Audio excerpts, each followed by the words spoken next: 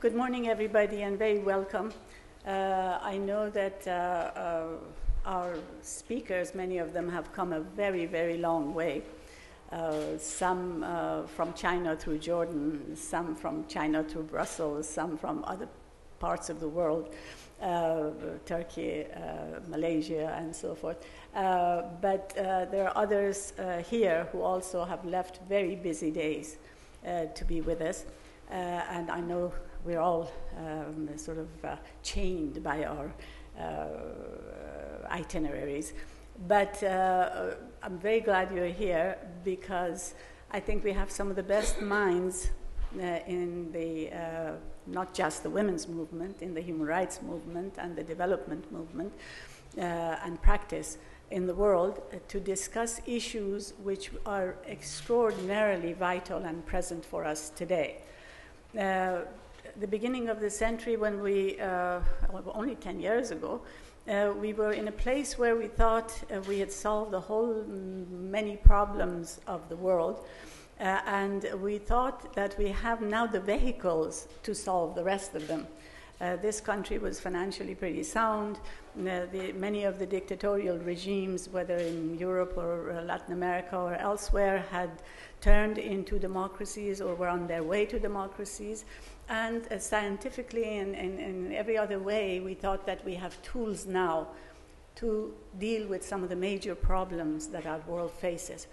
Unfortunately, some very unfortunate events and unhappy events and to some extent, possibly the overreaction in some areas to those events have led us to a situation where we are facing problems that are more severe, perhaps, than we have faced in many, many decades, possibly going back into the previous century's early days.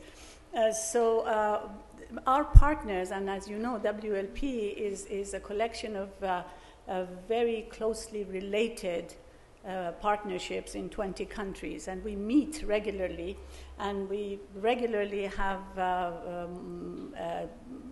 interpretation in 4 languages so that we don't miss a beat in terms of nuances of communication, to talk about both the challenges we face and also the ways to meet those challenges.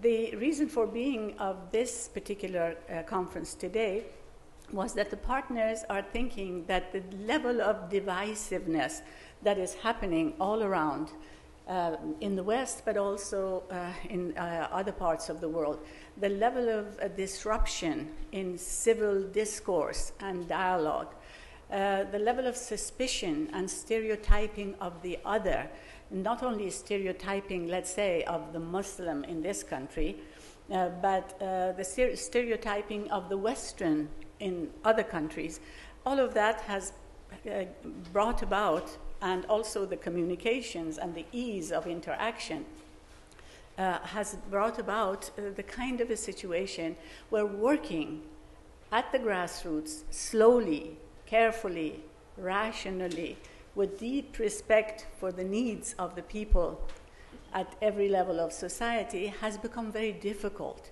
The hindrances are overwhelming.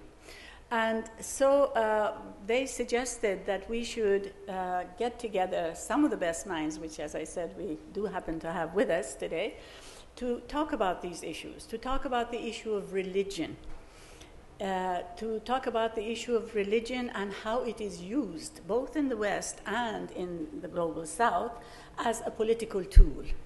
How it's using the media, and both alternate and mainstream, in order to almost bring disinformation for the public and lead them to decisions and positions which are not constructive. We need to talk about that issue. We ought to talk about the ways that beliefs and values should be expressed and communicated with segments of society, and then to what extent one aspect of our life, which is our religious life, should intervene or should superimpose its dictates on other aspects of our life. Is religion a source of inspiration, a source of a better understanding of each other, a sense of positive hope and good actions, good deeds?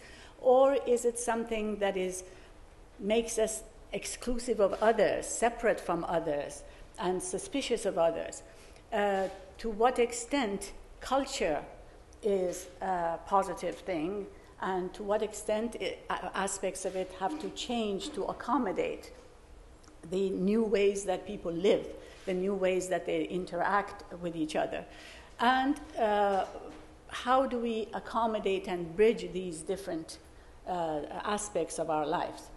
Some of the things that, working mostly in Muslim majority countries, some of the issues that have been raised by our partners, and I'll just quickly share with you before we go to our brilliant speakers, some of the issues are this, that the understanding that women's status in society is really not a product of culture nor a product of religion. It's a product of history.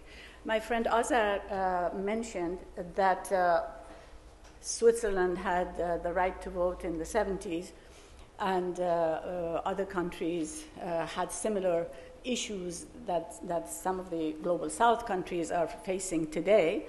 You remember in the 19th century, for instance, an English woman would lose all her rights if she got married, even her property and so forth. So some of the issues that how her dress was affected, her surroundings and her status in life. So some of these things are not a product of a particular culture or a particular religion, but a product of history and the evolution that we all experience as we move forward through history. And some of the changes that have to happen in our cultural attitudes as we begin to deal with these particular problems. I will tell you a little anecdote from one of the participants in an essay contest that we had last year on the status of women and culture. A young boy was quoting a friend of his as saying that she saw always that her grandmother put a fish, cut the tail and the head of a fish before she put it in a pot. And she didn't know why that was. And the woman asked her mother. The mother said, my mother has always done that. So she asked her grandmother. The grandmother said, my great-grandmother had done that always. That's why I follow it. And then asked the great-grandmother. And the great-grandmother said, well, because the first time I was cooking this fish, I didn't have a pot big enough. So I had to cut the head and the tail. The idea being that some of the cultural things that we are following are actually meant for a different pot. And now we have possibly a bigger pot. And we are able to have more flexibility, more approaches that are more conducive to the kind of life we live. And some of the laws, some of the regulations, some of the behavior patterns that we're practicing now are relevant to a time when women and men lived a different life, when it was possible to have a type of separation of roles and duties. And life has changed some places and almost across the world, really, but to different degrees. Our ways of dealing with these issues have not changed with the actual change in our lives. So in any case, we have obeyed the partners' wishes coming from the grassroots that we will talk about these things. Some of the partners are here. A representative of them, Asma, will be speaking on the panel later this afternoon. And we're going to discuss this, and we're going to leave the panels very interactive so that you will have a chance to participate in these debates which affect every one of our lives, no matter where we live today. whether we're facing the Reverend Jones, what is his name, who believes in burning the Quran, or whether we live somewhere else where one crazy preacher's actions are considered the actions of Christianity, you see. And so it doesn't matter which part of the world we live in, we are facing these problems and having to deal with it. And I'm hoping that since the gentlemen, and I don't think we have any of them in the audience here, maybe one or two token, the gentlemen have made these conversations actually prominent in our time. I'm hoping that all of the women present here will have an alternate conversation that will be much more positive and useful. Before we go on to the panel, I wanted to mention to you that unfortunately, some of our panelists are not going to be here. Anne Gahangayari, who is the Secretary General of the Supreme Court of Rwanda, we were very much looking forward to having her talk about the Rwanda situation, both in terms of the fact that they have more women participating in high-level decision-making than any other country in the world, and they have also just experienced recently the most horrendous genocide, and how they have managed and evolved. But she is unfortunately very ill in hospital, and we'll miss her, but perhaps later she will send the paper which we could share with everyone through the web. Jacqueline Petangue also had an operation the day before yesterday on her eye, and she won't be here, but she sent her paper, which Rocky will present to you.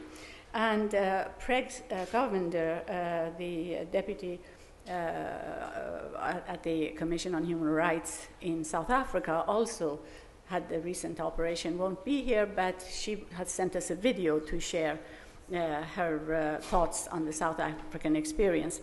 So, and Mahboube Abbaswalizadeh, my friend from Iran, unfortunately has the usual issue of people who have struggled so hard and gone through so much, and she's under a sentence of 6 years of prison. But still, there is issues of visas and change and travel, and her visa hasn't happened to be processed in time for her to be here. So I'll try to fill in to the extent that I can for her in her place. And so today we're going to be talking conceptually about the issues that has been raised and I just shared with you, and we're also going to talk about strategies of building a tolerant world to deal with multi-ethnic, multi-religious societies, advocate and lobby in such societies, and also to learn from each other, whether it be the civil rights movement in the United States, which has so affected the movement in Iran, or the South African post-apartheid experience that people are using for their own post-transition experience. So both conceptual and strategic conversations in which I hope you will all participate